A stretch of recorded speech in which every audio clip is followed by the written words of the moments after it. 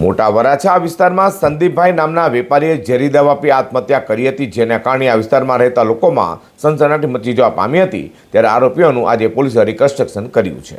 મોટા વરાછામાં રહેતા એક વેપારીએ ઝેરી દવા પી આત્મહત્યા કરી લેતા આ વિસ્તારમાં સનસનાટી મચી જવા પામી હતી।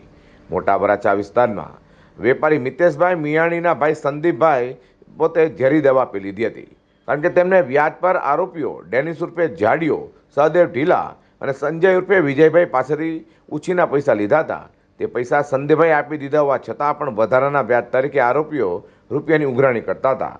તેનાથી કંટાળી જઈ સંદીપભાઈ પોતાના ફ્લેટમાં આરોપીઓના નામ સાથે ચિઠ્ઠી લખી ઝેરી દવા પી આત્મહત્યા કરી નાખી હતી। સંદીપભાઈની આત્મહત્યાથી આખા વિસ્તારમાં ખળભળાટ મચી જવા પામ્યો હતો। પોલીસે મળેલી સુસાઇડ નોટના આધારે પઠાની ઉઘરાણી કરનારા આરોપીઓ ડેનિસ ઉર્ફે જાડિયો, સહદેવ ઢીલા અને સંજય ઉર્ફે વિજયની ધરપકડ કરી હતી અને તમામ આરોપીઓને રિમાન્ડ લઈ ઘટના સ્થળે લઈ જઈ પોલીસે તેનું સોસાયટીમાં રિકન્સ્ટ્રક્શન કર્યું હતું।